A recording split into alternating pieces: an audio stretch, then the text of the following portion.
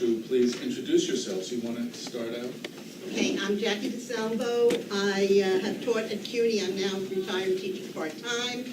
I created the labor working group in Occupy and was there before it even happened when the people at Bloombergville got the call from adbusters. So I had a lot of experience with it, and I've been an activist since Mississippi Freedom Summer. I'm kind of old. And Jackie has an article about Occupy in the issue. My name is Jose, and I was raised in a Marxist-Leninist Maoist family that understands intersectionality.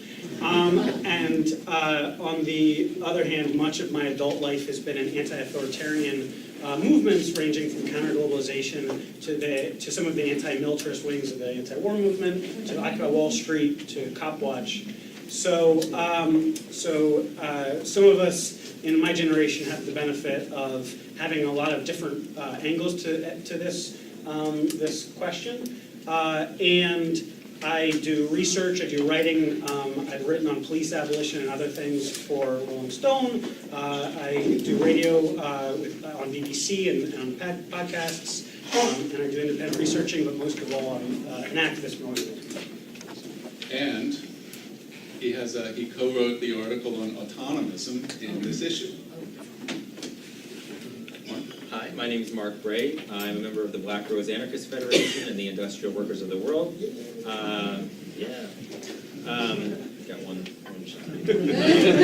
I'm also the author of this book, Translating Anarchy, the Anarchism of Occupy Wall Street, based on interviews with people in Occupy and my experience as a member of the Press Working Group and Direct Action Working Group. My publisher has a table here, but they do not have my book there. So I have the book here, if you are interested. And I'm also a PhD candidate in modern European history at Rutgers University, and just want to take the opportunity to thank Science Society for having me on the panel to represent a different perspective. Okay, so Jerry? All right. Just in the nick of time, Jerry, you want to introduce yourself? I'm Gerald Meyer, and I'm on the board of Science and Society and political activist since I was a kid. And I wrote a bio of Vito Marcantonio, and we've done a lot of work about radicalism and immigrants a lot, and I'm glad to be here. And Jerry has a special review article on Italian anarchism in America that's in this issue. Okay, so I suggested the procedure be as follows. Each one of the panelists will have about 10 minutes to make an opening presentation. We can actually just proceed from Jackie all the way down.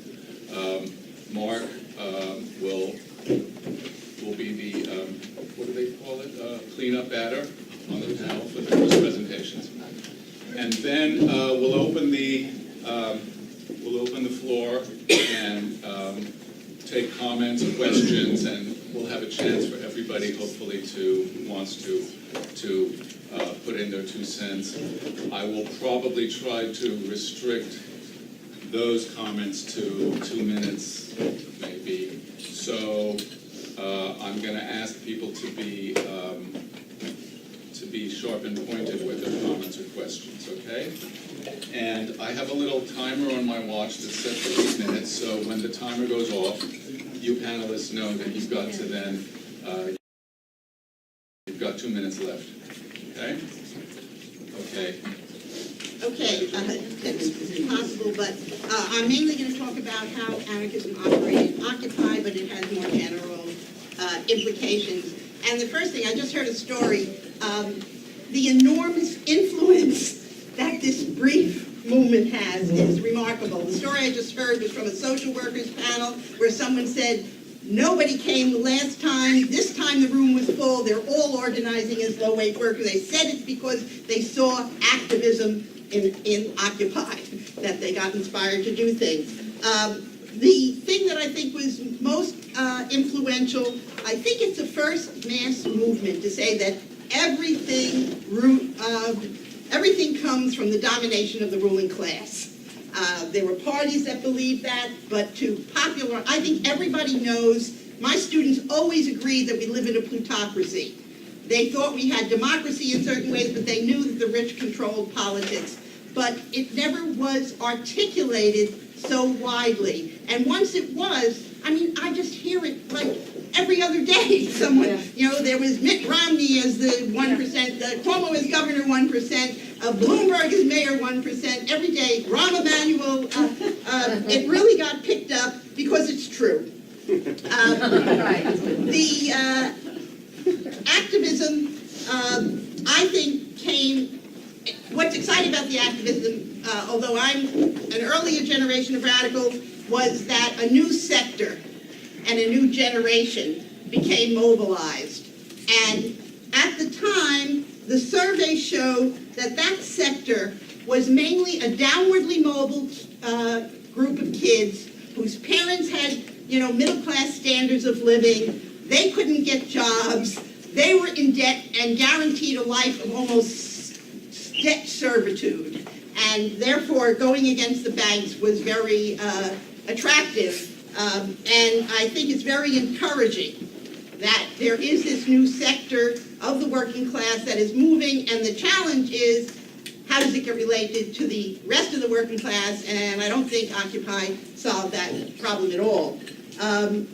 The other thing is that it was taken very seriously by the ruling class in a way that the counterculture, which had some of the same values, never was. Homeland Security met before we occupied with Wall Street to work out a strategy, and we know now from Freedom of Information documents that they closed them all down within a few weeks in a way that was organized by Homeland Security. I can't go into the details of how. The other great thing was that there was a very widespread publicizing of that the people in Occupy rejected the capitalist myth, that it brings progress, democracy, mobility. It just said this is all BS. It brings ruling class domination and increasing inequality. And the other thing is that it pointed out the weakness in our form of democracy, that our representative democracy didn't represent anybody, and it tried to, I don't think it worked out a mode, but it tried to argue for a form of direct democracy that would be much more participatory. It also rejected the politics of simply trying to influence politicians and engaged in direct action. And I think that's had a big effect. And they couldn't muffle our message because every other day we marched on Wall Street. It was clear what we thought the problem was. The other thing that I would say, I'm going to talk about the weaknesses, but the other thing that I thought was a strength was identifying that the whole 99%, I don't think it's quite the whole 99%, but a large majority of the population were oppressed by the same forces and should seek to unite. Now, it never had a strategy for how you united them and who was allied with who and which classes were prioritized, but it did raise the idea of that they should be united.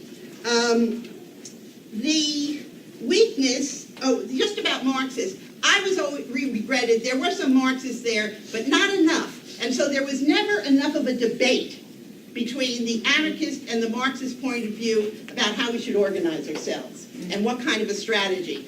It was kind of assumed and never really got to the point, maybe if we'd been there longer, of debating it.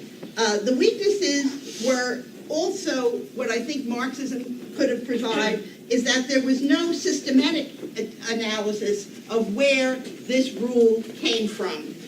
There was no analysis of where capital came from. And since there was no analysis of that capital came from exploitation of workers and basically robbing the surplus, there wasn't a vision that a reorganized society would have to deal with redistributing the surplus, and that could not be done by little autonomous communities, or they would just keep it for themselves. It certainly wasn't anti-imperialist.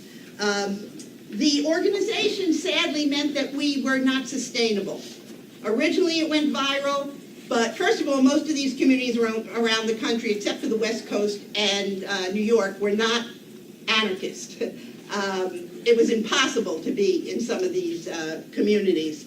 So what we tended to do was fetishize process. And the process we would use ourselves within our own community. In doing that, we did not recognize what kind of organization and strategy would be necessary if you acknowledge that right now we are in the heightening of a class war. The working class is under attack. It's losing almost all of its tools for fighting that attack as one legislature after another takes away union rights. If you're in a class war, like any war, you need discipline, you need unity, and you need some centralization. I would not have liked to face Hitler with a bunch of a federation of autonomous communities. Wow. A war. Somebody pointed out, anarchists see what they think is too much repression under socialism. But, like somebody pointed out yesterday, after the Civil War, you had to repress the old plantation owners. They lost the vote. They lost the ability to hold office. If you're going to have an opposition class, and in most revolutions they're supported by outside imperialists, you can't just operate with local forms of democracy. Also, I thought that the emphasis on autonomy often confused democracy with liberty. And so we kind of fell into the capitalist myth of the free individual, and within our functioning, the emphasis on free expression meant that all ideas were equal, and they're not. It also allowed infiltrators to destroy our decision-making processes. And the adoption of consensus meant that decisions either couldn't be made or they were dominated by 10% of a small minority. The biggest, already I got 2 minutes? The biggest problem, I thought, was that it was a form of democracy that was utopian and prefigurative. That is, that what we were doing, and it was possible in the park, kind of to model the world we wanted to live in. But it wasn't replicable, it wasn't scalable, and it wasn't realistic. I don't think that 2, 3, many Liberty Plazas are the way to get socialism. I also don't think, as some of the anarchist theorists have said, the other main problem is that you may not like the state, but to ignore that you have to fight it is impossible. You can't deny the power of the state, and denying the power of the state denied the power it would have to repress you, which it did rather rapidly when it was ready. The other problem was that we kind of bought into the present right-wing policy of not making demands for government services, but instead vastly subsidizing the 1% through tax diversions. And the fact that we thought we could take care of it through mutual aid, there's always a place for that kind of, people helping each other. But, it was unrealistic to think in Occupy Sandy that, and it was great in the beginning, people provided an enormous amount of service, but that without fighting for resources from the government and FEMA, that most of the needs could be met, and most of the needs were not met. The other major problem is that a strategy like that utopian strategy meant that the outreach was very limited. We could not reach whole sectors of the population that couldn't come to long meetings in Zuccotti Park and needed us to support their struggles. By not supporting demands, we were not supporting or aligning with struggles. Okay, that's a signal. Okay, yeah, there's 1 or 2 other things, but I guess it'll have to wait.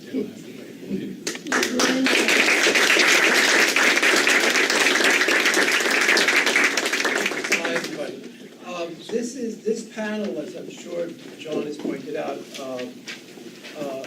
evolved out of a special issue in Science and Society on anarchism, Marxist encounters with anarchism, and we hope everybody subscribes to Science and Society.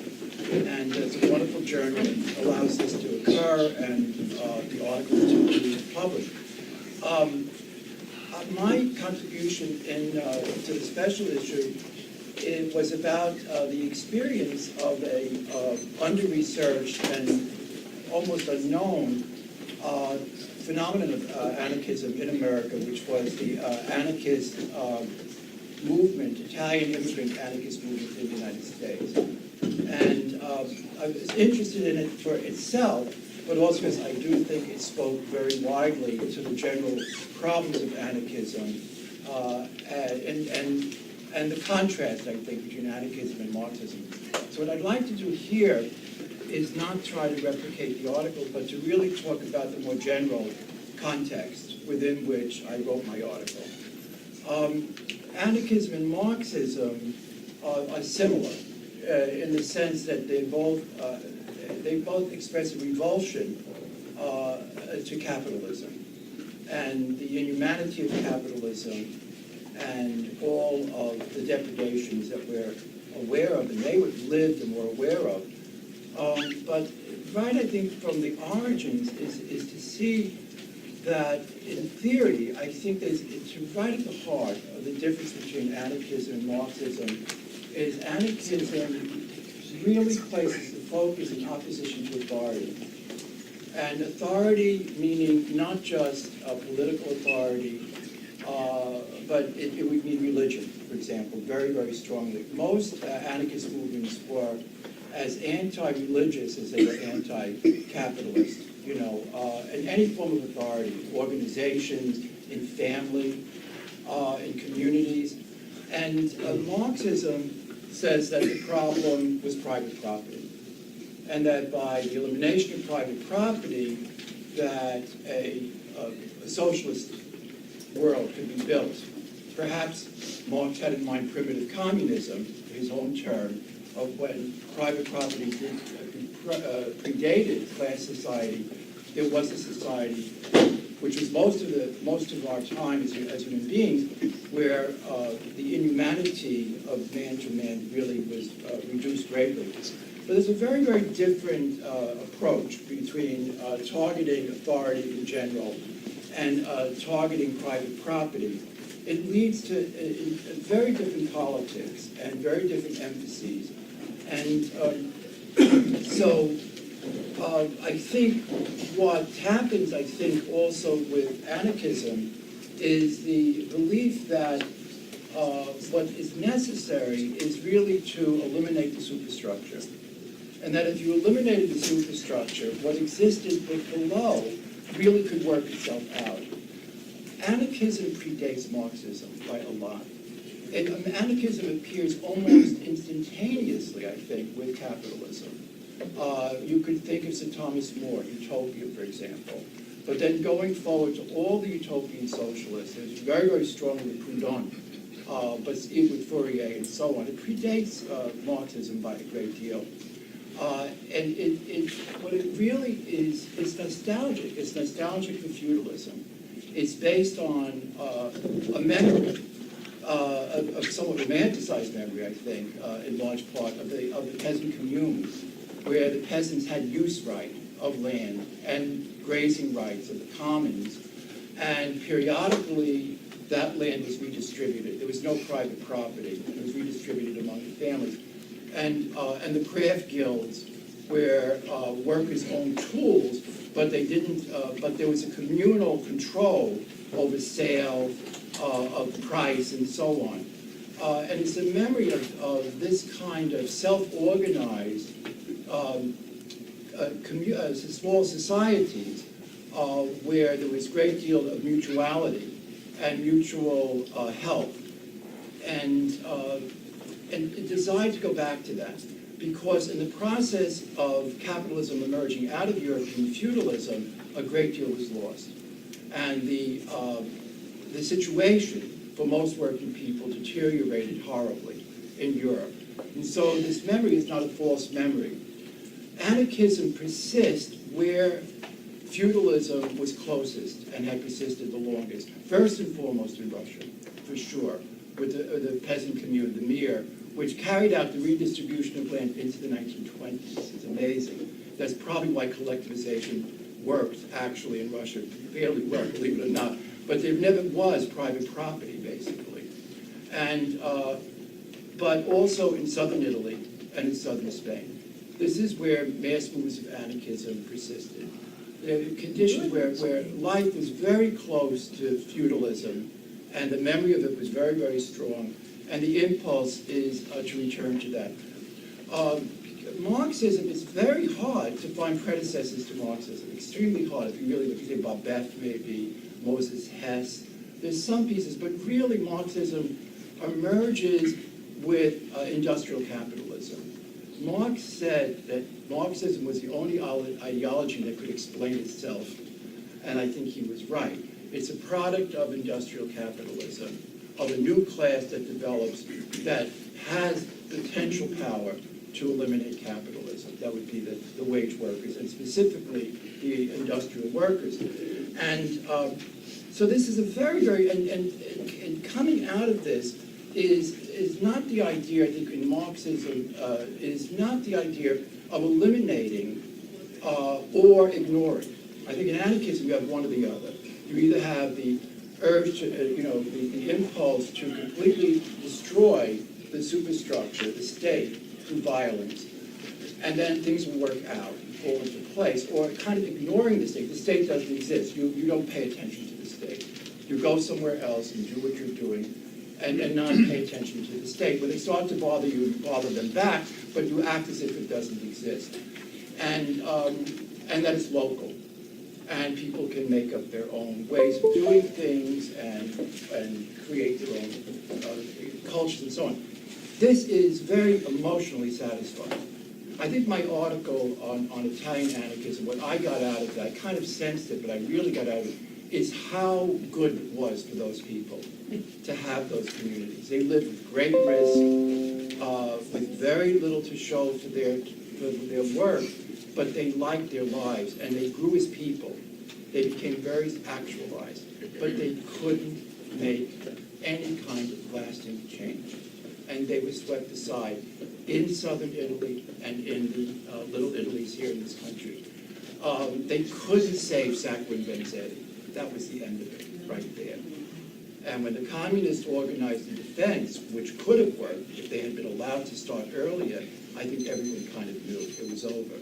2 minutes. So, yes, thank you. And then, so I think the difference with Marxism is to supersede capitalism and incorporate as much of it as possible.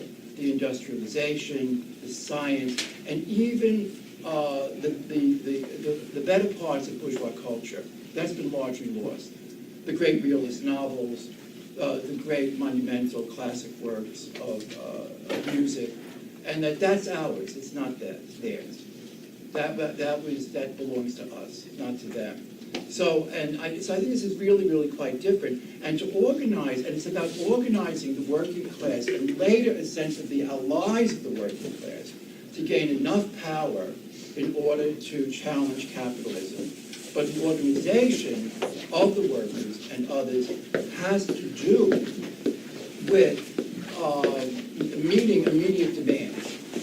And then based on immediate demands, taking people step by step, working step by step, to see what's possible within the existing system and how at some point to overcome that, but having enough strength to actually accomplish that goal. The great theorist of anarchism, Mikhail Bakunin, is really at the heart of the whole thing. There's not a great deal else. There isn't a whole lot of variety.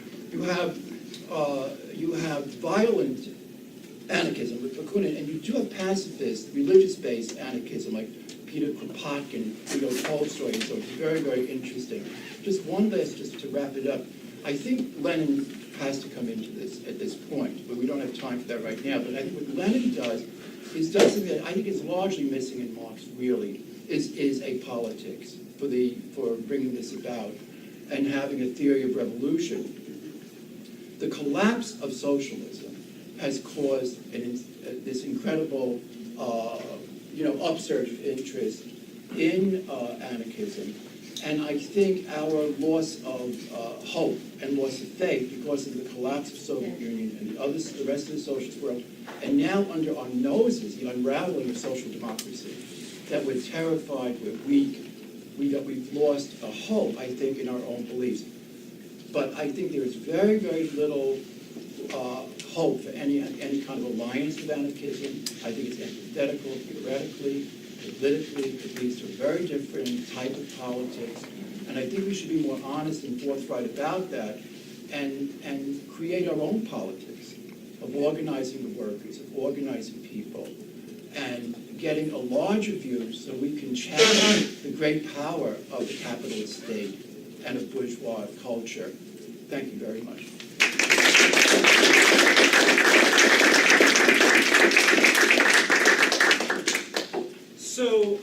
So again, my name is Jose, and I'll try to, I was very active in Occupy Wall Street, and I'll probably try to reserve any Occupy types of comments to the Q&A, and let them control that conversation for now.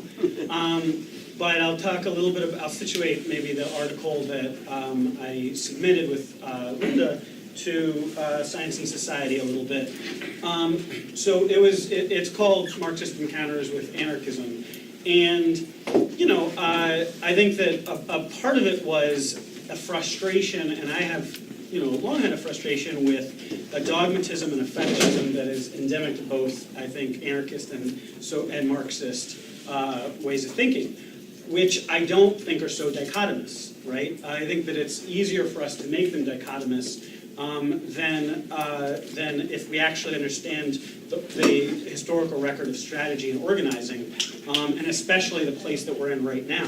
So we kind of looked at the history of Marxism and of communism and saw that there were a lot of periods of rupture. And those periods of rupture were places where other understandings of radical organizing and more libertarian or anti-authoritarian understandings of Marxism came about because there was suddenly a space or a frustration. There was either a lot more openness towards struggle, sometimes in places that were very different from Russia or other places. And then in other cases, there was a lot of disillusionment with something that had happened in authoritarian socialism. So that is, leaving the First International aside, it is the period during and after the Russian Revolution. It is the period where a lot of people became frustrated with Stalinism and Trotskyism in the late 30s. It is a period, certainly when Stalin died and during the de-Stalinization period, and again in the 60s,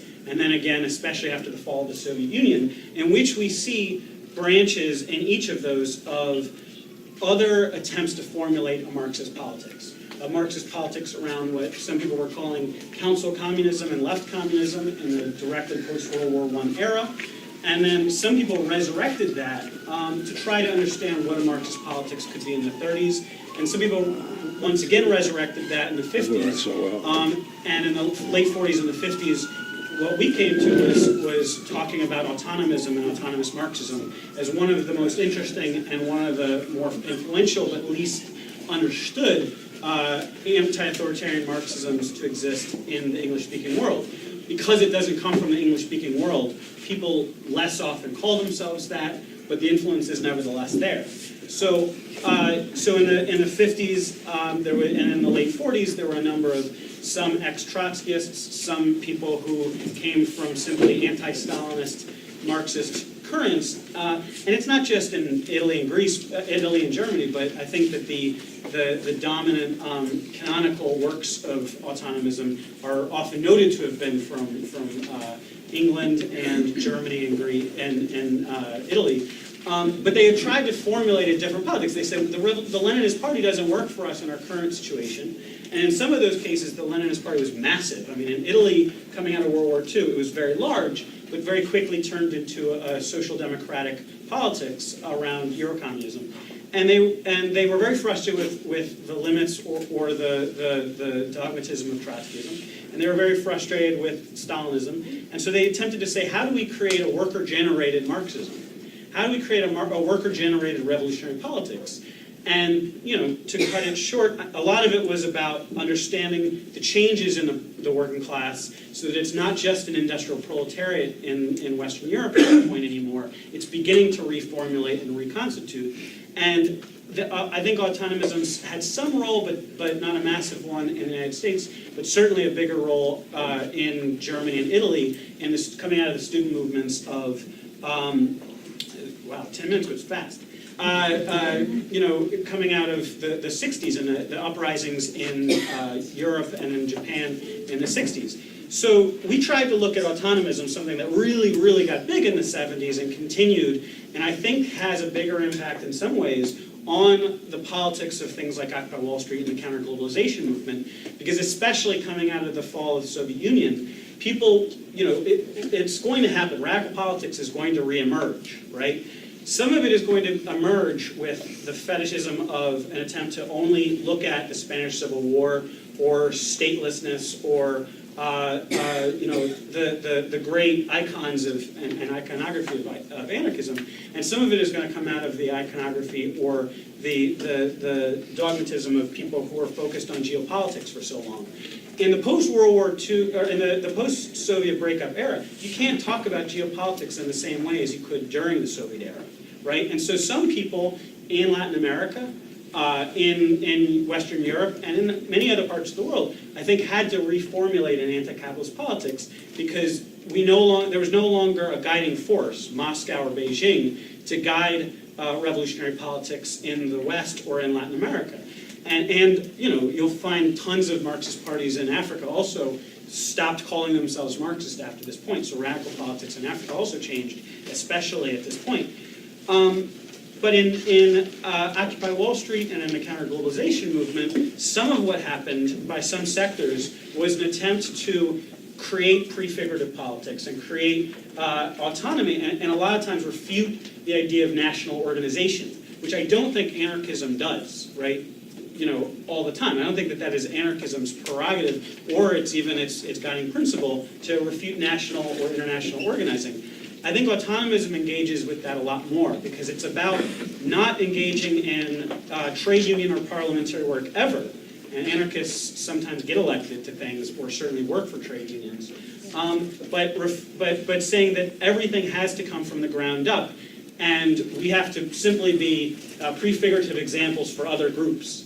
Which the problem with that is, my understanding of prefiguration is that if you want to create models today, you also have to be engaging in the political struggle and the fight for political power, whatever that looks like, anarchist or communist, that Jackie was talking about, because you're only prefiguring examples once we have taken power, once the workers or the 99% or the multitude or whatever we frame the majority of the population and exploited people, that then we're recreating that on a national or global or international scale.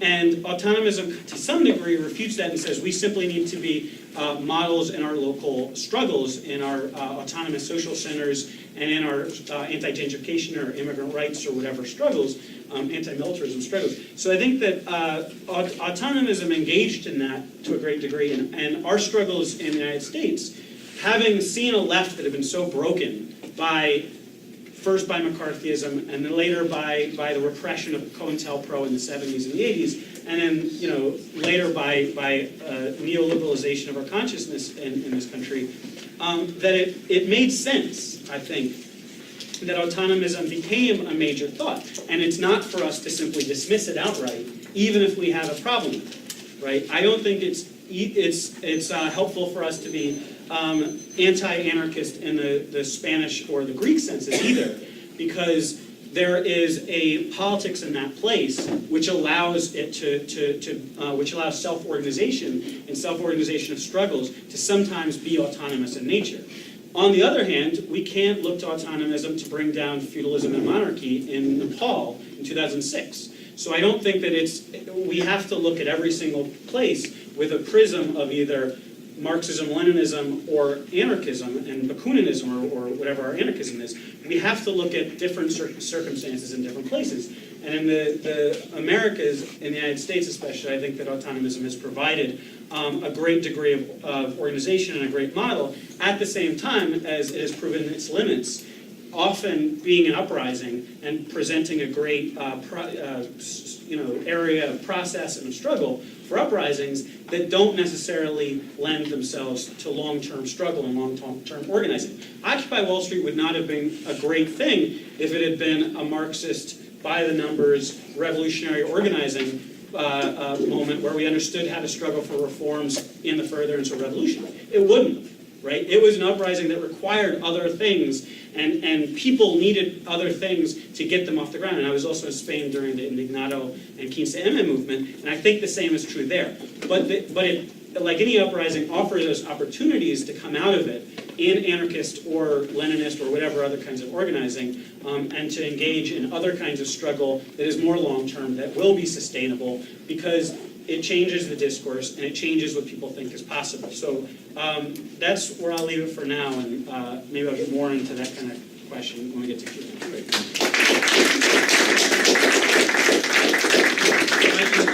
You mentioned those. Okay. So,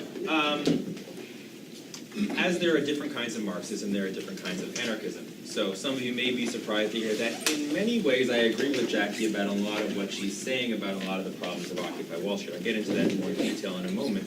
But some Marxists may find this an anarchist guilty pleasure. Anyway, so I identify with the anarchist, communist, and anarcho-syndicalist traditions within anarchism. I identify with the mass organizational end of the anarchist spectrum. As part of the Black Rose Anarchist Federation, we try to promote that perspective and disagree in some very substantial ways with certain sectors of the anarchist milieu, especially on the more insurrectionary, anti-organizational end. So I think a number of the things that Jackie alluded to are to varying degrees ascribable to anarchists that I would disagree with. So maybe it would be a little more of a bitter argument if some of those folks were arguing with Jackie, but I'm going to partially agree and partially, of course, disagree. So the question is not whether or not anarchists were involved in Occupy in New York. I think that we can all agree that they were very involved. The question is whether the problems that Occupy encountered, to what extent were they ascribable to anarchism writ large, and to what extent were the successes of Occupy ascribable to anarchism writ large.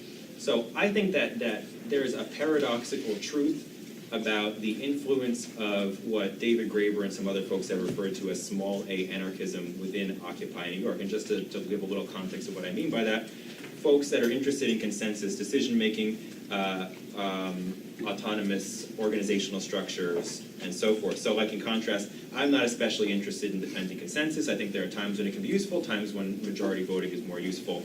I think that the way that autonomy was theorized within Occupy was often really just to sort of create small cliques of people who didn't want to be accountable. I disagree with that too. My vision of social transformation is through larger federal structures which have delegates that could coordinate at a larger level, but delegates different from representatives insofar as the decision-making authority would still be grounded at the local level, and they would simply articulate decisions made at a local level. So that's the way that, for example, historically, anarcho-syndicalist labor confederations of hundreds of thousands of workers have been able to coordinate actions at a larger level, and therefore avoid the kind of small autonomy localism that Jackie referred to, which I equally am critical of. While I'm on this subject, before I get back to the Occupy thing, I think it's also worth bearing in mind that while anarchism originally did find a lot of support in relatively underdeveloped parts of Southern Europe, we need to also remember that another important period in anarchist history was the 1920s and 30s, where some of these anarcho-syndicalist unions had hundreds of thousands of members in Germany, in France, and even in industrialized parts of Italy and Catalonia and Spain, which was one of the more industrialized part of the country. So the sort of old cliche of 1960s anti-anarchist historians that it was exclusively rural is not true, and of course also Marxists have had great support in rural areas too, so I think the dichotomy is a little overdone. Anyway, going back to Occupy. Yeah, of course. So I agree with Jackie on a lot of things, and I think that what I try to promote in the book and what some other like-minded anarchists try to promote with Occupy is to think about the ways in which what was done with Occupy could have been done better. So as Jose said, I do think that the notion that Occupy could have been done simply by the institutional left is not true. So what I'm trying to make is a sort of paradoxical argument that the horizontalism within Occupy was a necessary means to get Occupy going, but implied limitations. limitations which I would not ascribe to anarchism, because I subscribe to a form of anarchism that I think has some lessons that could help make assemblies, decision-making bodies, direct actions a bit better. And so I think that in this conversation, we shouldn't simply say anarchism or Marxism, this or that, without being specific to the situation, specific to what sort of strands within it we're referring to. Just a little bit on anarchist history. I would disagree with the notion that anarchism goes back quite as far as Gerald, is it? Said. I mean, there's a book called Black Flame by Lucien Vanderwalt and Michael Schmidt. I agree a little more with their notion that it really is around the Bakunin that you get what we really refer to as anarchism. The stuff earlier, the romantic stuff, I would cart off to the side as being pre-anarchist. And so then the notion that the state, the anarchist goal is to simply destroy the state and everything else will follow is not true. And I don't know of anyone from the 1870s onward that's a significant anarchist theorist that would have said that. One of the benefits of anarchism is its holistic perspective on oppression in general. One of the limitations of classical Marxism, and limitations to some extent on early anarchism, is the exclusive, well not exclusive, but primary focus on class. And I think that anarchism has an easier time dealing with an intersectional, holistic view of oppression, simply because it's not tied to the original baggage sometimes of historical materialism. Yeah, well, by all means. And also just to refer to a few other comments, since we're getting into it a little. The notion that a federal structure wouldn't be able to deal with Hitler implies that what did deal with Hitler was like a good thing, and if we're into praising Stalinist Russia, then I don't know much to say about that. That was kind of, we should all agree that was not good. Okay, that was not good. Moving along, what else do we got here? The notion that prefigurative politics is utopian, I think it depends on what kind of prefigurative politics. Certainly we all want to some extent embody what we're doing, how we want things to be. The question is, to what extent do we think that we can prefigure the future world here and now? Anarchists might be a little more optimistic about that than some Marxists, but I think that most anarchists of my tendency would disagree with the notion that we can just make things how we want right now. Clearly, we need the social struggle and the prefigurative struggle at the same time, complementing each other. We can't simply make the world we want and hope that it'll expand. So I disagree with that prominent mentality within Occupy as well.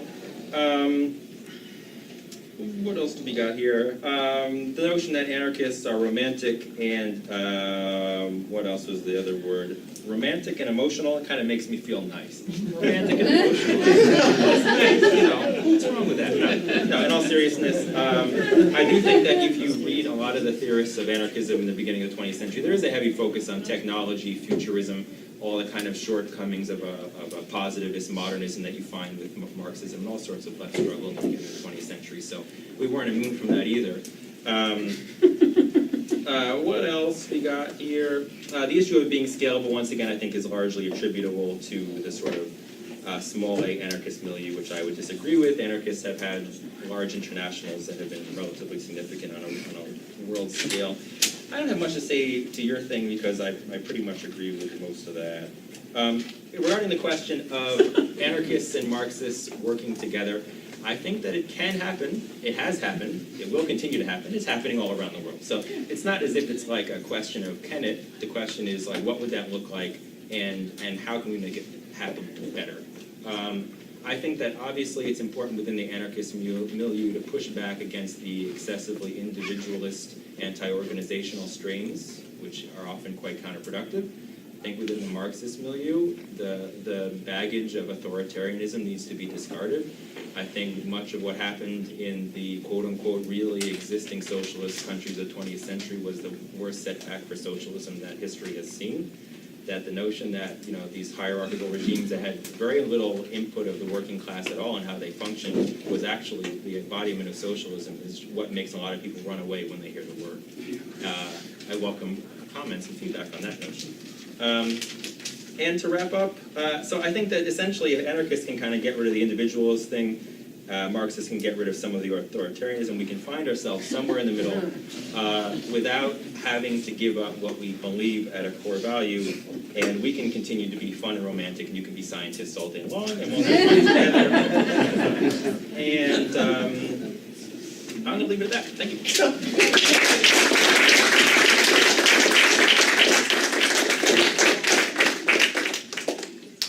Great, thank you for all of those comments. What I'd like to do now is open the floor.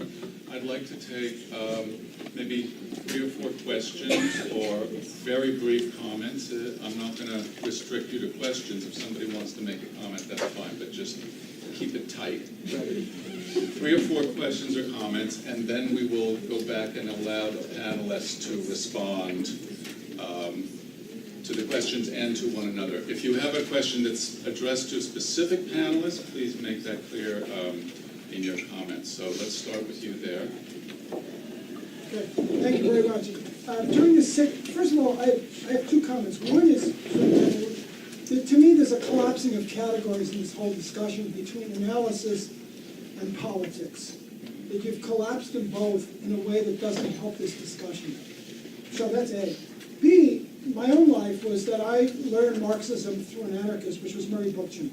I was part of a group called Anarchos during the 60s, which had enormous, even though it was a small group, had an enormous effect in terms of moving the left, particularly SDS, away from the kind of neo-Stalinist, Maoist tendencies that ended up, that I believe, contributing to the destruction of the left in the United States.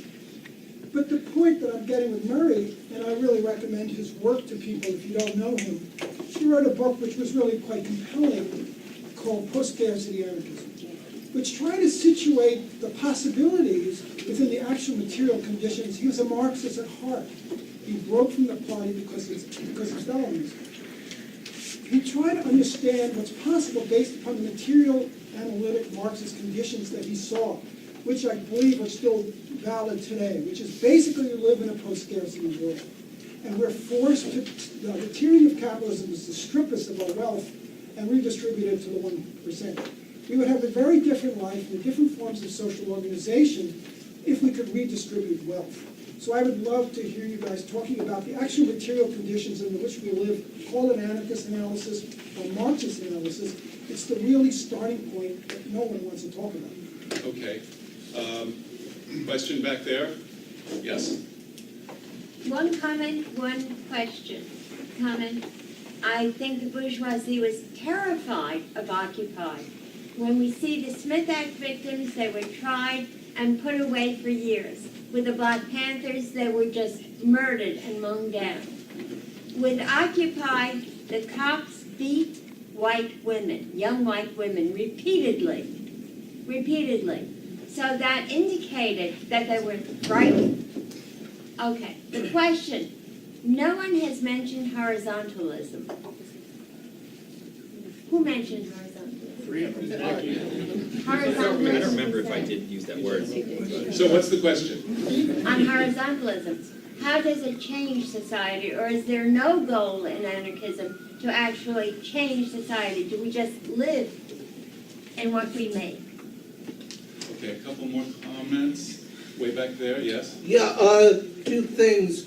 Things on politics, you gotta realize there's gonna be some government in a new society. So politically, what you're going to do is eliminate 8 separate military classes by having a popular militia instead of army or police, and you're going to eliminate political classes by eliminating special political parties, a separate whole political class, and this is politically in terms of anarchism, but also in terms of Marxism as well, and this is why you have to have it in a small, decentralized structure that would be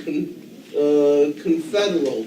Also, when it comes to economics, you have to have the property question addressed. You need social property. That means those who work the means of production, own the means of production, and in terms of transfer of wealth, you have to get rid of market relations and put in some kind of what's called full communism, or non-market transfer of goods, such as rationing, time chit coupons, Did you have a something question? like that. Well, the whole point is, isn't this a good kind of very basic program that you could unite Marxists and anarchists around by going to the very basic core issues, rather than getting hung up on all these sectarian squabbles in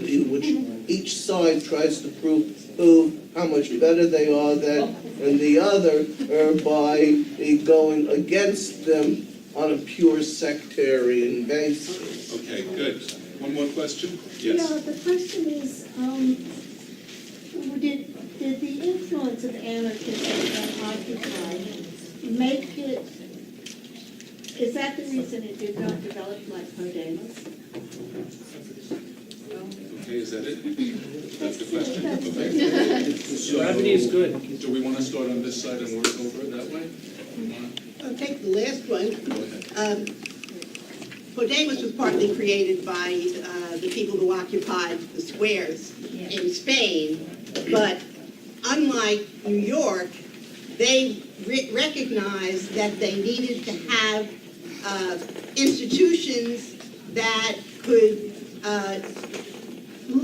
organize the power of a broader population.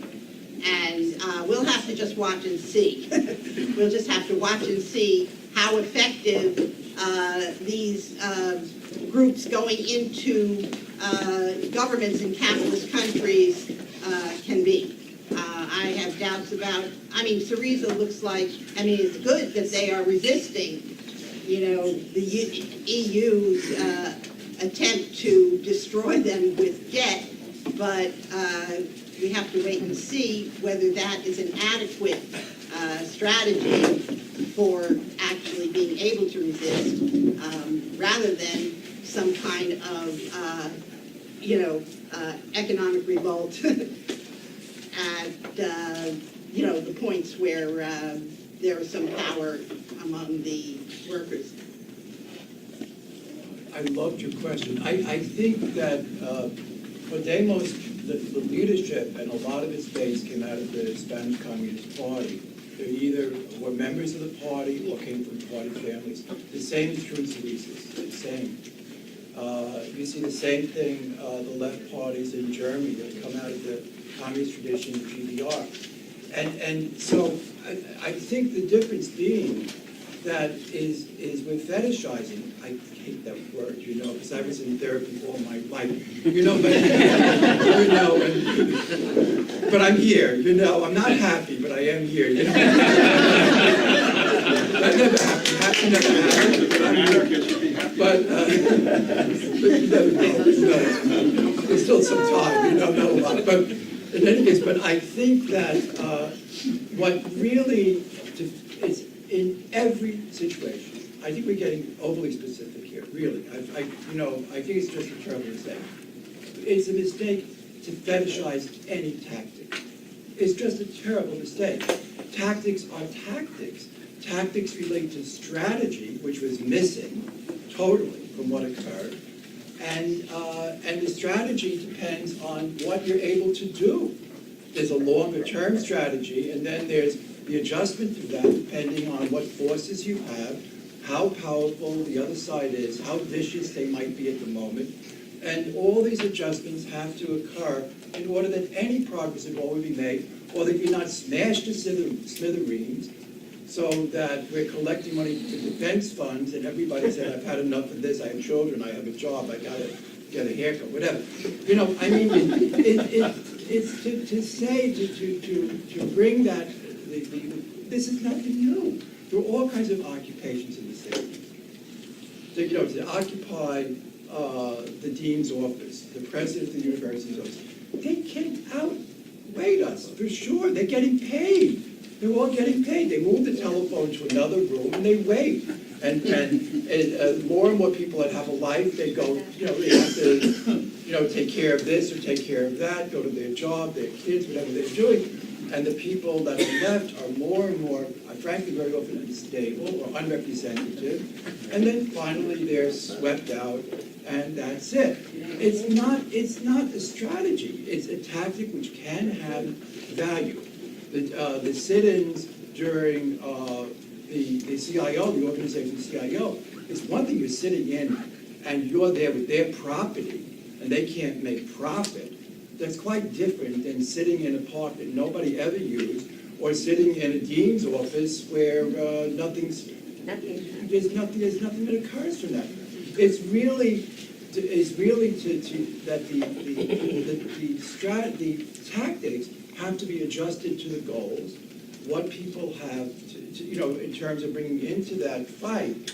And with Podemos, it was very clear what they wanted, Teresa too, a political party that would have a connection between the social movement and a genuine political party with a program, with a short-term, long-term program.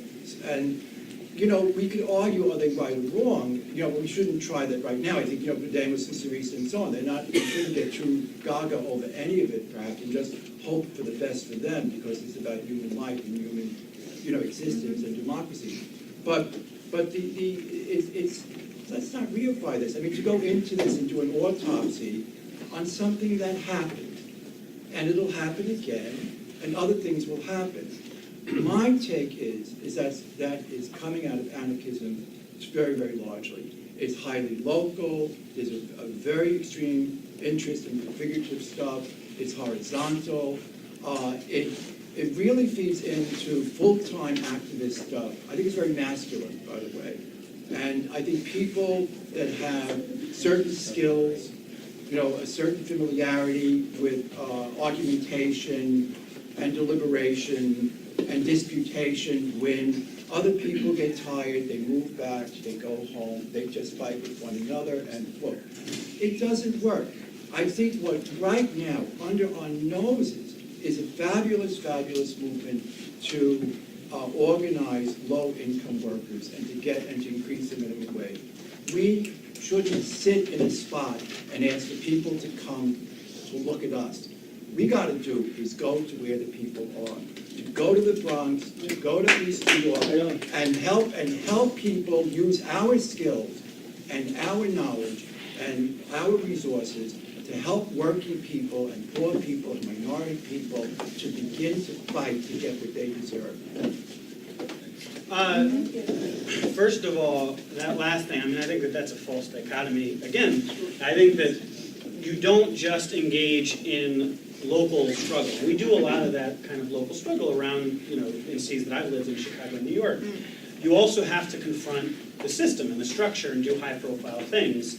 And then you have to know how to be able to go back. And in many cases, in New York, to a certain degree in Sunset Park and Crown Heights, but in the Bronx, certain parts of the South Bronx, there were people who went back from Occupy Wall Street in the epicenter in Wall Street back to their communities.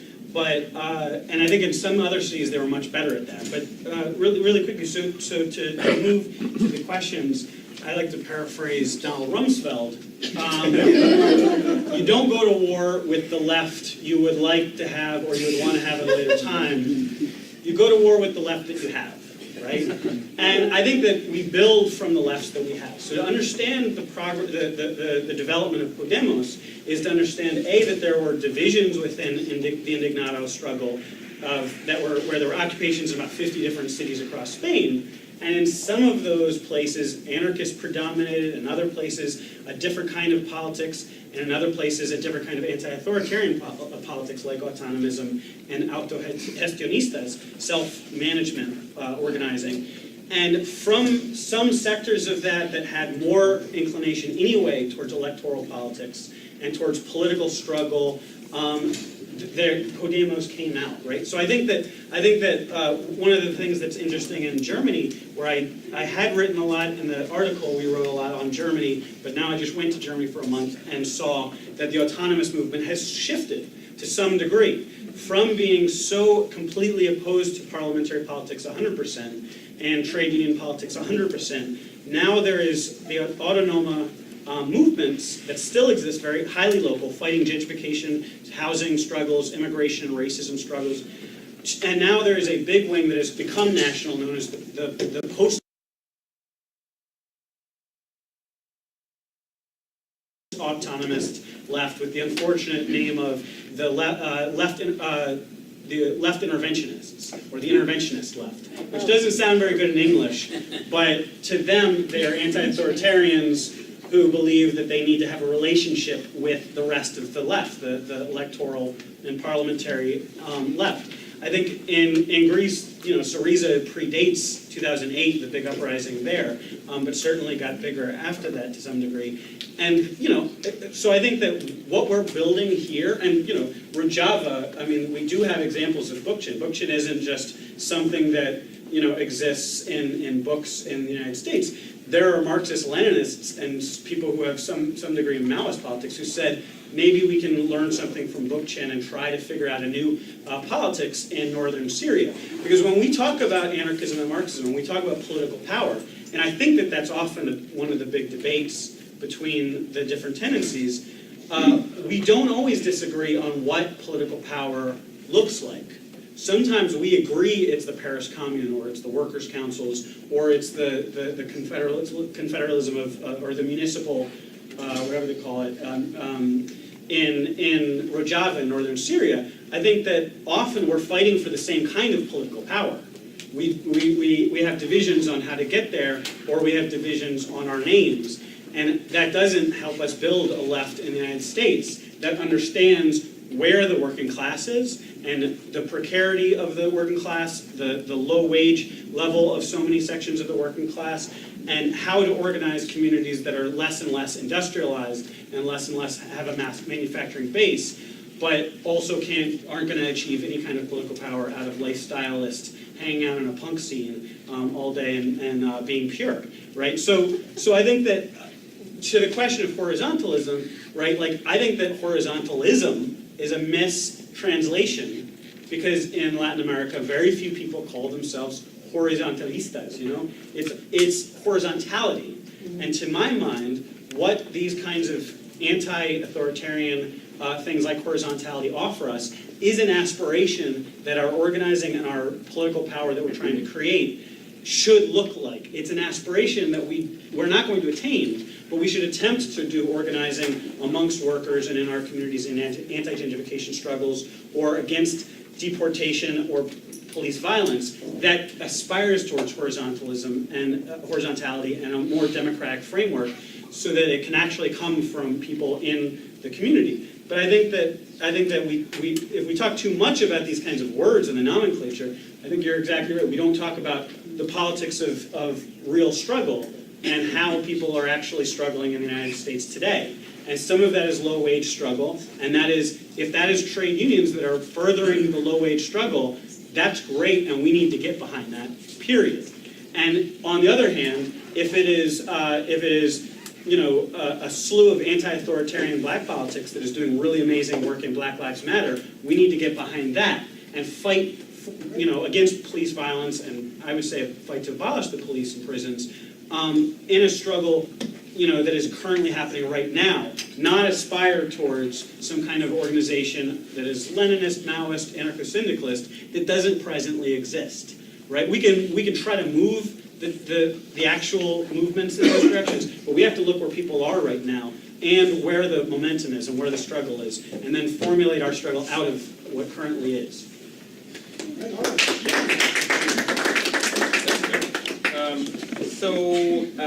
Was the influence of anarchists and Occupy why we didn't get an equivalent of Podemos? I think it largely is really just because it's hard to form third parties in the United States. If it had been easier, someone probably would have done that. I'm not psyched with Podemos, surprise. But I'm sort of a little puzzled at the degree to which like revolutionary Marxists get excited by parties like Podemos, which are really relatively moderate and have moved to be even more moderate. Recently, a number of key figures on the left of Podemos resigned. They gave up on promises for guaranteed minimum income, reducing the retirement age from 65 to 60. They've tried to drift to the center and portray themselves as apolitical to get more support. No. Whereas like Syriza, I mean, still don't like parties, but like they're a left party. It's much more straightforward. And the question of horizontalism, do anarchists want to change society? Yes. No, but to elaborate, the anarchist goal is a social revolution that in the process targets all forms of oppression and hierarchy without necessarily prioritizing any one over the other. So anarchists want to do lots of changes and all at the same time and really fast. So we want lots of change. Say what you will about us, we do want change. The question of redistributive wealth, I mean, obviously, there's reason to be cautious when we describe exactly what the future society would look like and exactly how to get there, because obviously historical circumstances will dictate what that would look like. But I do think that in many ways how Marxists and anarchists see getting there is not all that different. I think some of the key differences are what role a political party should have in doing that. We're not so fond of that. At least traditional Marxists are more fond of it, but obviously there are Marxists who are not. And to what extent should a relatively small group of supposedly more politically intelligent people have a role in telling us how to get there? Not a fan of that. It didn't work out so hot. And the question, I think those are all three questions, right? That's all three questions, okay. Okay, want to start up here? Sure. Hey, Occupy certainly did have strategy. The question was about how does one go about developing the strategy? So Occupy had working groups in which people could get together and develop together a strategy for approaching anything at all that the people there wanted to do. Now, whether it was good or bad is something else, but to say that it didn't have any strategy at all, I think is wrong. And that contrasts the way we are. How does strategy come about in most of the existing Marxist-Leninist groups, right, which is usually top-down. It's usually said, here is our strategy, and with some minor discussion. That's why a lot of people left the Communist Party, a lot of people in this room, right, who left the Communist Party because they didn't like the authoritarian, the lack of democracy in it. Don't point at me. I'm not pointing at you.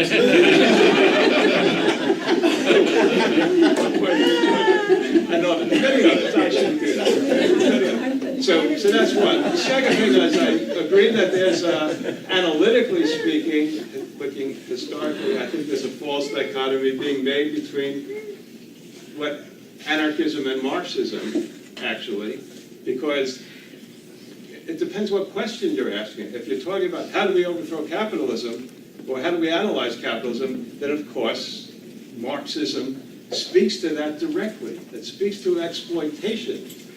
And anarchism looks at the state historically as having a separate trajectory, right, historically, and it speaks to oppression and patriarchy, but it doesn't speak to exploitation, right? So, but today when we look at, so these took separate paths, but today where the state is the corporation, is the corporate structure, is the capitalist structure, then there's no, at least for now, there's a total confluence of both. And I think it's a silly argument to redo all this in the way we're doing it without looking at how those are congruent today. And it's creating a false dichotomy. I had one more point, but I will skip it because otherwise I'll get just. I like to be happy. So I'm going to speak for several people in this room who are under 45, and most of them are on Twitter talking to each other at the moment. This is absurd. This is terrible. Hi, Jeff. I can't believe what I'm hearing. This is, like, absurd. Why? Because you're talking about why people left the Communist Party before the rest of us were even born. Those of us who are currently like doing work on the street, and I'm so sick of talking about the occupation. I was there, by the way. So if we could please like move on and just like not in this room, but like as a whole, and also that, you know, I'm here with like Chepe and I are friends. So I'm an anarchist and he's a communist, and we talk about this stuff a lot. And so like, we actually don't find that much in opposition to each other, or at least the things that we find in points different are things that like, should all our wildest dreams come true, we're not going to get to for 100 years, so why argue about them now? All right. Yes. I think the points that were made, that there are different versions and interpretations of anarchism and of Marxism, is very important. I think in some cases, if the views are too far to one side for either one, there's going to be no connection and conflict and so on. But I do think that if other pieces of or interpretations of Marxism and anarchism, I think there's some common ground where they can meet. An example would be, I got initially politicized in the New Left in the 60s. Had kind of broke away from that because it seemed too disorganized to me, and I became a Marxist and joined the Communist Party.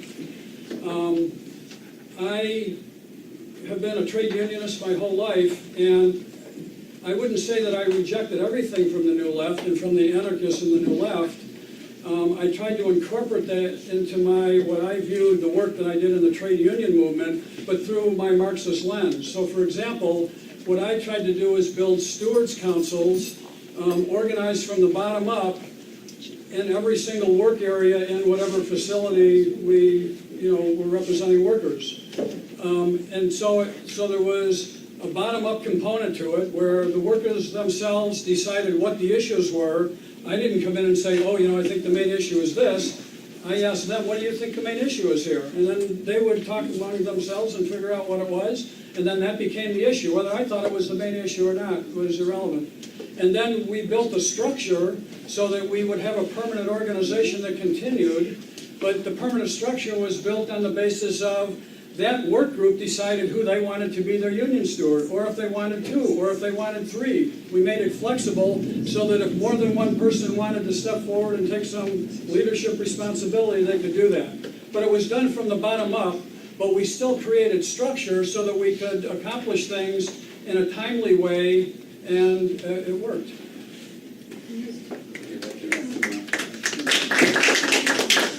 So, Jackie, I remember you saying, I think, sorry if I'm misquoting you, that during Occupy there wasn't really an economic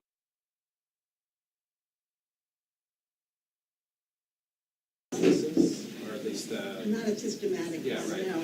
So- No, all hierarchies were equal. right.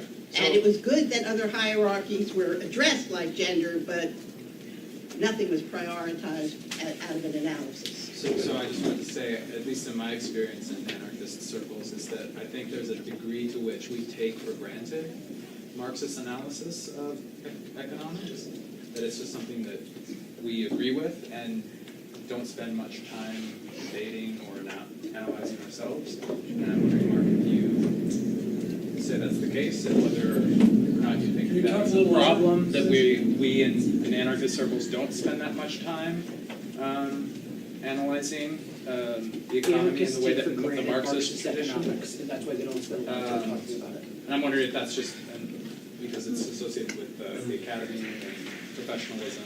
So, anyway. Okay, that's actually a good, that last question is good, because it actually brings us back to, I believe it was the very first question that was raised, and as far as I know, it wasn't actually addressed by the panel, which was a question, I'm not sure if I'm getting the words right, but about whether we weren't mixing up strategy and theory here. That is to say, there's one issue about politics, and then there's another issue about theoretical analysis. And in talking about the difference between Marxism and anarchism, we're not distinguishing those enough.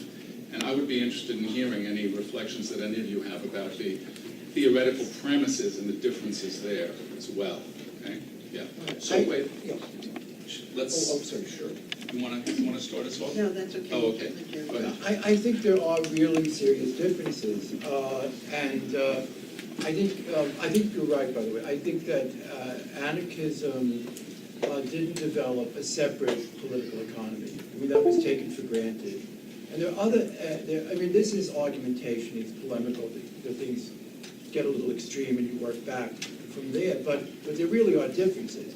But I think in my article in Science and Society, a lot of it came out of a wonderful book that was written about Italian radical culture in the United States. And I think the really kind of a discovery of the author, Marcello Bencivenni, was that the anarchists, the communists, and the socialists all shared the same culture. They all read Zola. They all saw the same plays. They all, there are these commonalities, and I wouldn't want to deny them. I'd love to just, if you don't mind, I don't know your name. Wonderful. I like that beard like that. Okay. But I know in my own practical work, I am very interested in some configuration. There are so many nasty, nasty Marxists that wouldn't give you the time of day, no social sense, would never imagine sending a sympathy card, or they don't know what Father's Day is. I mean, they're just dreadful people. So I think, and then to go out into the world, purporting to represent this wonderful society that we hope for, while criticizing everything that's under one's nose, really doesn't make us look very good or win us very many adherents, very many followers. But I think that the key, in some ways, Marxism coming out of the political economy, but I think also in the historiography, is class, the primacy of class. And I think what's happened now is that's moved away, even in the slogan of the 1%. Rather than saying the working class, what the fuck is wrong with saying the working class? God damn it, I mean, it's infuriating. It's not real, it's not true, it doesn't teach anything. All the great slogans taught, they embodied some powerful truth, whether it's in a religion, by the way, or in a political ideology. There were powerful paradoxes that people that didn't have a great deal of formal education could hold on to, incorporate, work with the 1%, my big toe. It's not. It's about class. It's about the capitalist class. It's about the working class. It's about ownership. It's not about income and wealth. It's about ownership. And our work always, what distinguishes us from liberals, I think, is our work must always involve education. Every step we take, every move, is always we're doing this in a way that we're moving forward consciousness. The consciousness cannot just develop spontaneously. It develops from sharing people that have this experience with others, and then our enriching our own experience that we can carry on with others. Everything doesn't come from the ground up. Marxist political theory did not develop from the ground up. When I was looking for predecessors to Marxism, you know where you find them? In conservative ideology, Hegel. You find it in Adam Smith. That's the predecessors that he transformed. I mean, it doesn't come all from the ground up. That's inane. It's not true. So I think we have to be a little careful. So I think that coming out of the theory, there is an expression of where we should go. And I think where we go is, in Marxism, nothing exists without agency. Marx said somewhere that a problem does not exist until the solution is at hand. The solution was the working class. The solution was at hand. We have a responsibility to take our knowledge, our experience and share that with people who desperately need change. Brecht said revolution is not for those who want change, it's for those who need change. And this is our life. I think this is what we've chosen, to be communists, to be political people. And that's our job, that's our mission. And how do we do that? How do we do that? So, so thank you, that's all.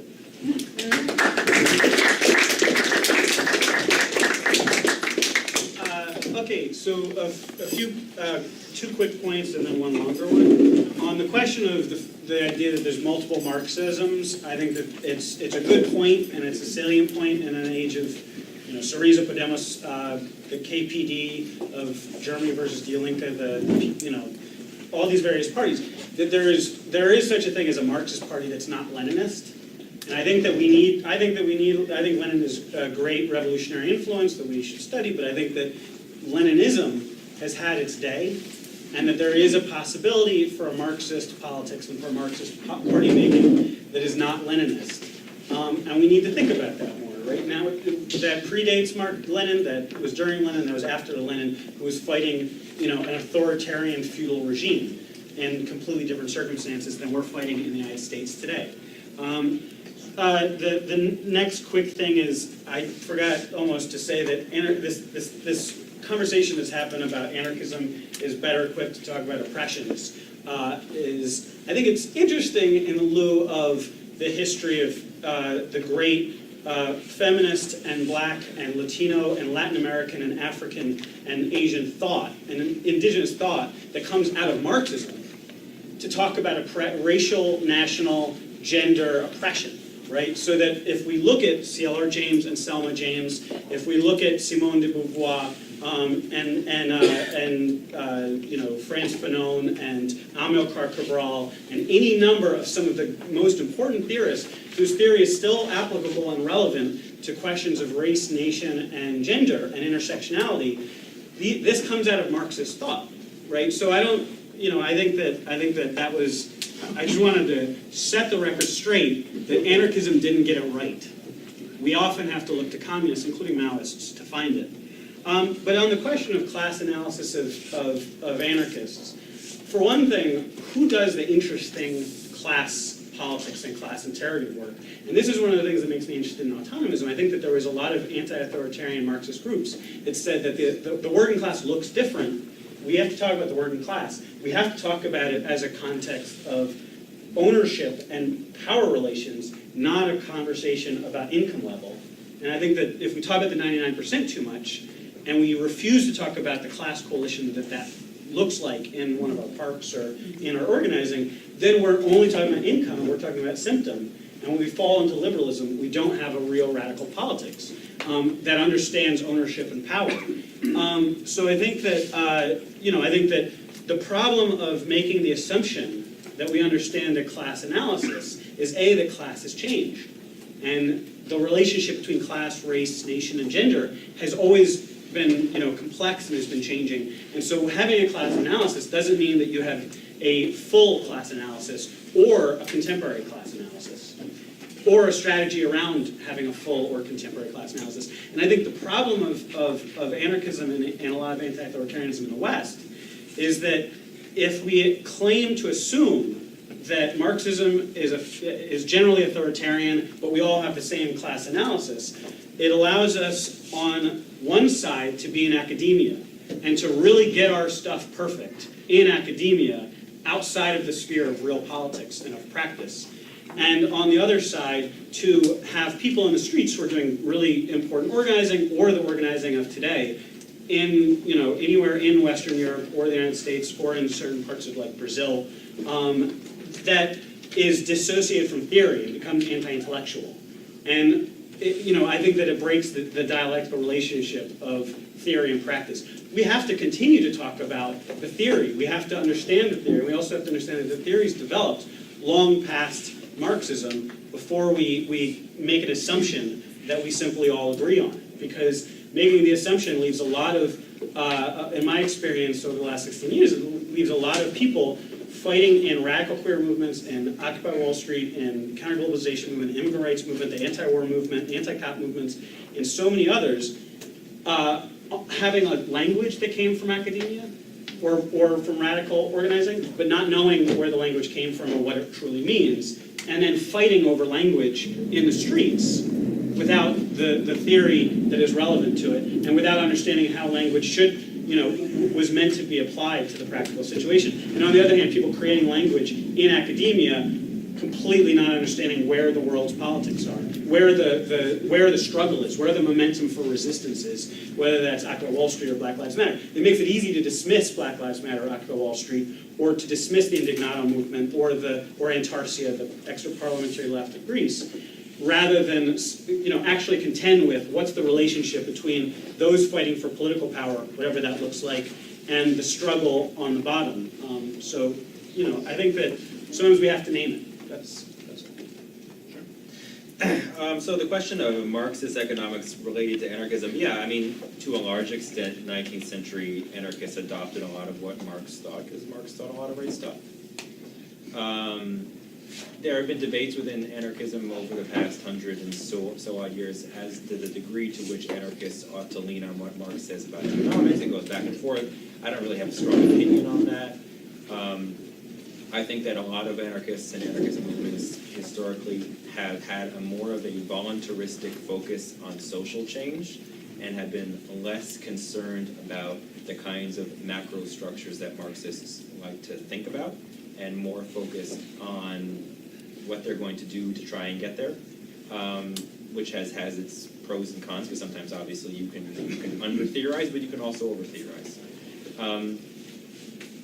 Figures like Kropotkin have talked a lot about economics from a different angle, his focus on mutual aid, which he thought of as different than how it's sometimes been applied today. But I do agree with essentially the comments that there's a lot that we can be doing together, and there's a lot of areas of overlap, and I don't see us getting anywhere without doing some of that. And then the one other thing about this sort of common premise, the premises of Marxism and anarchism is that anarchists have been attacked by this for Marxists, but generally the anarchist critique has been an ethical critique about morality, about what we ought to be doing as human beings, how we ought to be living, and that, of course, is different from the traditional classical Marxist focus on, material questions and so forth. But I still think that there's still an ethical angle to Marxism, so I think that's often overstated too. But that's all for now.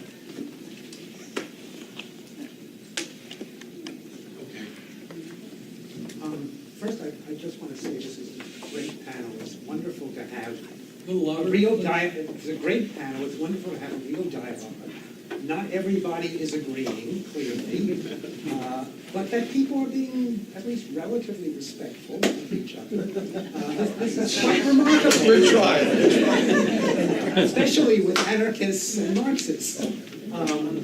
So I actually want to follow up the last couple of comments, comments from the people on the podium, having to do with the overlaps and the differences between Marxism and anarchism, and suggest that it's not going to be very simple to really tease that out, because I think, as Jose said, Marxists are very concerned with oppression, and a lot of anarchists are very concerned with exploitation. I mean, we can talk about Bookchin, we can talk in France about Daniel Guérin, or Andre Gors. I mean, these are not mutually exclusive categories.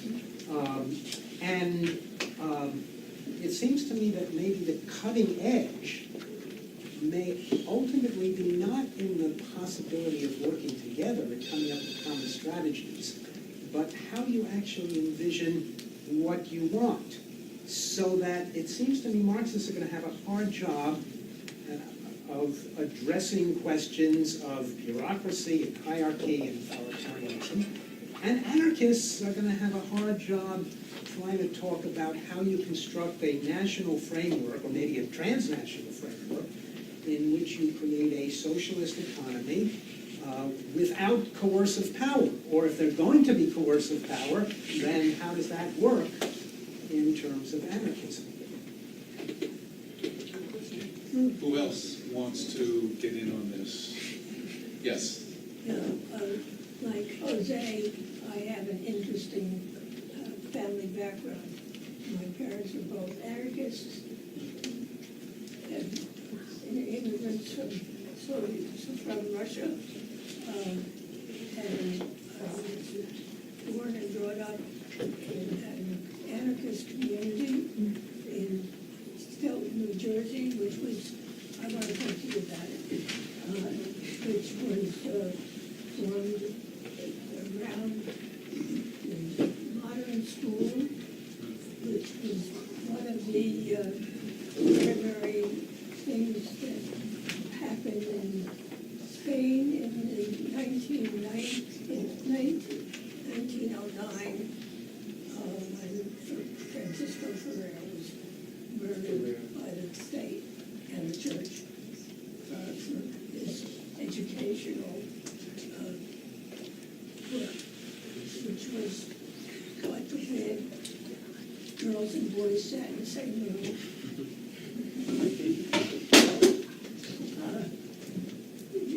That was the basis. They wouldn't let him have a school system where they were not trained in the church. And literally the kids could not sit together. In November of 2009, I went to Barcelona with a group of former alumni of the Ferrer Modern School for a dedication of a monument to Francisco Ferrer. I've got pictures. Is there a question? Do you have a question or? No, I'm just trying to make an assumption. I am not an anarchist. I have been, to my father's dismay.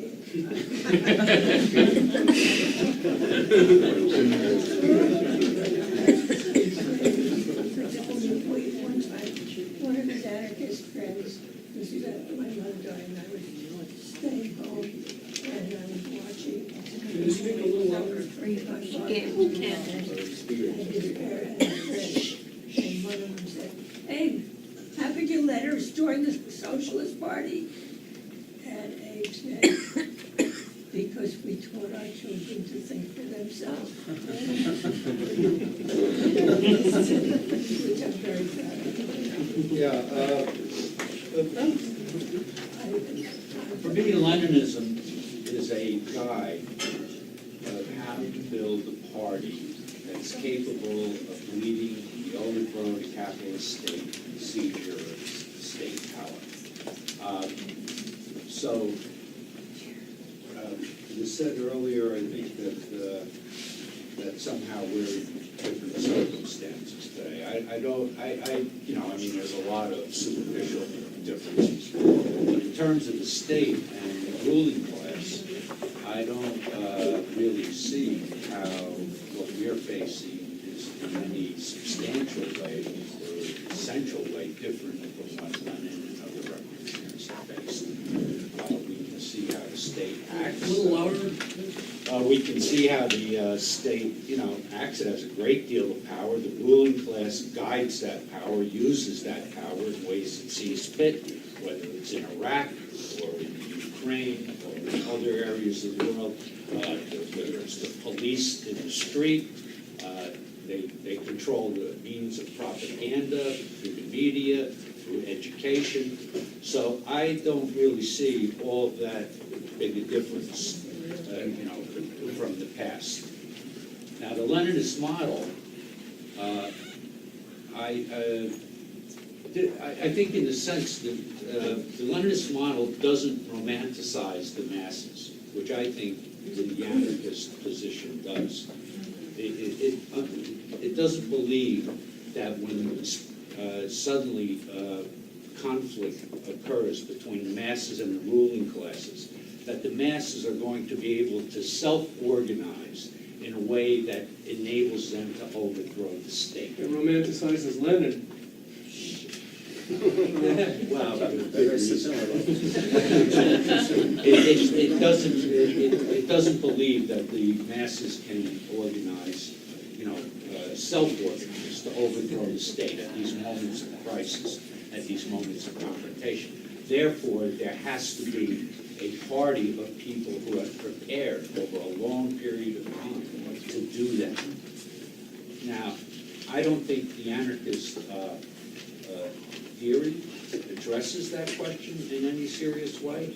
I think that the Leninist model, the problem was that if that is true, if that model is what you need to overthrow the state, then what happens after you overthrow the state? How does that model become transformed into something that I'm sure that we would, all agree that we want? Okay, so we're, I'm not done. try to finish up, okay? 'Cause Yeah, that's- other people got done. So I think the anarchists, I've never heard that question seriously addressed. And it was also said that, what was it? I think we're done blanking on, you mentioned Stalin, that it wasn't a good way to overthrow Hitler. But the real question is, in the circumstances as they existed, was there another way? Not was it, necessarily the best way. Doug, can I say something? Go ahead. She lets me do it. You'll know later why that's possible, but It's my husband, we always agree. she has to be respectful, at least in public. It's an Italian thing, but I like this was rankling me about Lenin too. I'd like to just take it a little bit to the side and then go back to what Doug said. There's more to Leninism than just the theory of the party. Not to say that the theory of the party is wrong, but Lenin really developed a strategy which produced the first great victory, and I think most of the other subsequent victories, of identifying the alliance of the workers and the peasants. And seeing that without moving the party to do what Marx called peasants, he said they're like potatoes in a sack. Can you imagine? That they're so isolated, they would be unable to ever organize. And Lenin, again, partially was in Russia because of the commune and so on, and the revolutionary traditions among the peasants, that he said that the party must form an unbreakable alliance with the peasantry. That was absolutely new in Marxism, and that's why I think today almost all communists are also Leninists. I think, though, too, with the, I come from a very poor working class family. And when I read what is to be done, I said, oh my God, that's true. I mean, you can't imagine if I was the only one that graduated from high school in my whole family. You can't imagine it. I mean, how little people might know because of oppression, of trying to pay the rent, of being unemployed, and the influence of religion, and the need to have some influence from somewhere. And to imagine that that's going to blossom all from within every household, every individual's mind is preposterous. But I do think, and I think you've alluded to this, Doug, too, there's still yet something bad happened. I think without our understanding this, that Leninism, at least as it worked out, depoliticized the workers where socialism existed. And so that when socialism went into crisis, the workers didn't fight back. And I think we have to acknowledge that. And I do think that's where there is something from anarchism that we can certainly bring in. Because as once power is achieved, we have to open things up, even where there's risk, because if we don't open it up for that risk, then later it could lead to a total collapse is what occurred. And so that there's greater participation, there's more loosening up, despite what was happening externally to destroy the whole system. There really isn't probably another way. but we don't want to throw our history into the dustbin. You know, this is how we succeeded. Once 1/3 of the world was socialist, the rest of, another third of the world looked to that third of the world for leadership. We had 2/3 of the world. You know, that was just 25 years ago. We can't dishonor that. We can't just throw that in the garbage. There were millions and millions of people that died for that. My father-in-law, who is a partisan in Yugoslavia, he said that they died with the names of Tito and Stalin on their lips. He said they went around painting signs everywhere, long live Tito, long live Stalin. I mean, why are we throwing this all away? You know, I mean, why? We don't have to do that. We don't have to focus on the parts that we didn't like. Why don't we focus on the parts that we like and figure out how to build from that? All right, well, first of all, when it comes to the question of like Stalin and, fighting World War II, I just want to really quickly say, I think it's great to have an honest interpretation of history, but otherwise leave that shit behind, right? Because we have to be honest about how World War II was won if we're historians. And how fucked up Stalin was if we're historians, but otherwise we need to figure out how to prevent fascism today. And that's not in the United States, but that's true in Europe and in certain parts of Latin America. They have to have an honest analysis of how to fight fascism, and if there's lessons to glean from something that happened 80 years ago, 90 years ago, then there's lessons to glean, and if the situation is too different, we have to be, it's very simple, the situation is just too different. And I think that the situation is just too, I never say we should dispense with Lenin. I certainly have the collected works over my bed, but,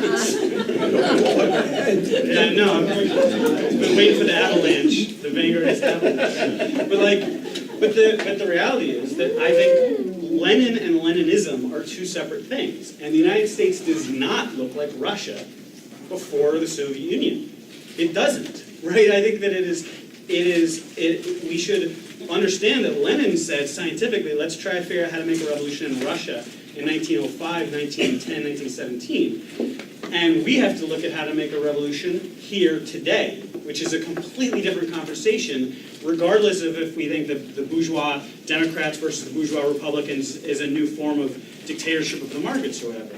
But I think that, hopefully to get back to today, which I think is more important to some degree than amazing stuff that happened or terrible stuff that happened in Stalinist Russia or Tsarist Russia. We're too small. The left is too small. It is too marginal for us to be too obsessed with our divisions and our distinctions. In places like Brazil, Germany, and Greece, sometimes people realize that. And they say we have to fight our local struggle as well as our national and international struggle. Our struggle around questions of policing, deportation, housing, space, and labor, as well as our national and international questions of labor, imperialism, and militarism, together. Because right now there's not, with certain exceptions, right now there is not a counterbalance to that. It's a flood warning. Okay, all right. So, That's the FBI problem. and that's that. So what happens is, I think, is that we, in Brazil, a lot of times what some of the anti-authoritarian left and the PT, who is the ruling party now, and the Trotskyist left have understood is that they need to fight together while they are still together. And when one of them achieves enough power, achieves a critical mass enough maybe to be elected into government, they can be traitors to the rest of the left. But we have to organize first together to get to those schisms. We're not at a place where we have time or energy to sit around debating our schisms. We need to organize together, whether that is on struggles of Fight for 15, or occasionally maybe to get Kshama Sawant elected, or to fight cops in the streets, or to find, to organize to abolish prisons, or to, whatever the struggles are, locally and nationally and internationally, we need to work together until we can no longer work together and the contradictions are sharpened. So, first, thank you so much for bringing up up the Modern School in Ferrer. I'll talk to you later. Yes. I'm presenting at the reunion of the Modern School at Rutgers in September, so I'll see you I was again then. invited. Oh, okay, well, I'm already invited, so we're all set with that. The question of, I think there's this false dichotomy between the notion that Marxists plan, but anarchists are about sudden spontaneous revolution. There are some anarchists who say that, and it makes my job a little more difficult, but there are historically a lot of anarchists who are similarly minded insofar as it takes a long time of building and growing a movement. If you read folks like Malatesta or Sebastian Faure, a lot of these turn of the 20th century folks, they are pretty clear that there should be protracted labor struggles that involve winning gains, building popular power, so forth, stuff that you all, I'm sure, are really psyched about as well. The question is how to do that organizationally. The question is, can the masses, quote unquote, feel weird saying that, after a certain amount of time self-organize or not? I think they can. I don't think it'll happen all at once, but I think they can, and that there's really no choice to have real communism other than the workers doing it themselves. I think some other people have said that before too, right? So I think the question is one of organization, one of really not so much Marxism versus anarchism in my mind, so much as questions of to what extent are we anti-authoritarian, to what extent are we authoritarian. I know that some people don't like that label. I like using that label. And then the question of international coordination for an anarchist world, I think wouldn't be entirely dissimilar from what many Marxists have in mind. The question is shifting from a command structure to a participatory structure. That's really the difference, that we can have decision-making emanate up from the locality to be coordinated at a region, to be coordinated at what we now refer to as national levels. International level. And that we've seen the failures of command economies, we've seen the failures of market economies. Something else that involves people's actual experiences, interests, desires, consumer preferences, working conditions has to be carved together to make it work. And that's all for now. In terms of this bottom-up, which in many situations is the way you organize, but after a revolution, there are going to be such inequalities of development, not only nationally and internationally, and I don't see how without a centralized force, you're going to get the people who have very high level of productive capacity to say, okay, we made it, we want it. How are you going to get a transfer that develops another part of the world or another part of the country without some kind of centralism?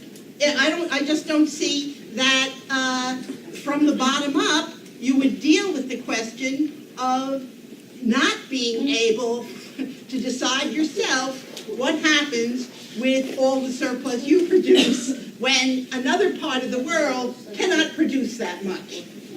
It just seems to me only a central force can, help make those kind of decisions. Okay, we have time for one, maybe two more questions. Okay, back there. Thanks, I'll be brief. I have been reminded today of something that Karl Marx said towards the end of his life, where he said, "I'm not a Marxist." This is Karl Marx himself. It's important, I think, to distinguish between Marx and Marxism, to remember that when the ideology of Marxism took shape, that only a fraction of Marx's writings were available and translated, that if we had looked to, say, the earlier writings of Marx from 1844, that a very different kind of thinker emerges, one that's probably closer to what we've been talking about as anarchism here today. And even towards the end of his life, Marx was confronted with the question of, could the communes of the Russian peasantry be a basis for communist socialist revolution in the 1880s, early 1880s? And he didn't dismiss them as nostalgic. He didn't dismiss them as just wanting to go back to feudalism. He believed that, in fact, that could be a kernel or a basis for a revolution as long as those peasants were connected with the international working class. So I think it's very different if we looked at, if we were talking about Marx as opposed to Marxism here today. That's it. Okay, last question. Yeah, I think one of the things I keep running onto this question of coordination and central body, I think those two words, I'm an anarchist organizer, I do most of my work in Africa international organizing. I think to be an administrator or some facilitator for a group, if you understand that like power over that group, that you talk on their behalf, that's a completely different dynamic when you understand that your responsibility is a liaison, like a connection between that local group and another local group somewhere. And I think that's what some of the kind of anarchists that are hanging around understand, that we have to network, we have to get connections all over to be able to coordinate work, solidarity, pool resources where we have extra to support people elsewhere. But I guess the sensitivity is the idea that sometimes in the Leninist literature or in the Leninist discourse, people have this concept that somebody has to make the decision and other people just need to follow because that person is in a position up in the hierarchy. And that's what really frightens a lot of people in, at least my anarchist circles, that someone should position himself as if he's smart enough to decide for a big group of people. So I just wanted to make that comment there. Okay, any last comments from the panel at all? Very briefly. Very brief. I think that to make it kind of an aphorism, just what going through my mind, I think the politics, our politics under capitalism is about redistribution, that we're fighting for redistribution. Redistribution occurs under capitalism in two ways, through the state or through trade unions. So our job is to enter into the politics of the state to force as much redistribution as possible and to build unions. This is what will politicize and move working people of all kinds toward the belief that their engagement in politics is a worthwhile endeavor. I think after the revolution, it's really a question of the division of the produce. And the central planning leads to a fairer distribution of the production than it does if you break it down into communes and collectives. That was proven in Yugoslavia and everywhere else. So if you want a fair distribution, it requires a lot of central planning. If you break up the entire economy, fragment it into individual councils, there's very little distance between having the control and believing you have ownership. And it becomes very, very hard for those groups to share in a wider way. That led to the fragmentation of Yugoslavia and generally everywhere that's occurred, and I expect it's going to occur in Cuba. Anybody else? Yeah, last comment. Right. Yeah. Just on the issue of centralization, people like-minded anarchists are for a centralization of delegates in the sense that the people who are making these decisions aren't simply people who went to college or went to economy school and know how to make a good economy, but are representing the interests of the people that they're supposed to be making the decisions on behalf of. The argument that the command economy worked is just demonstrably not true. I may not have all the economic solutions, but we need to try something different that is neither market nor a small group of supposedly smart guys deciding everything for us. Okay, let's give a hand to our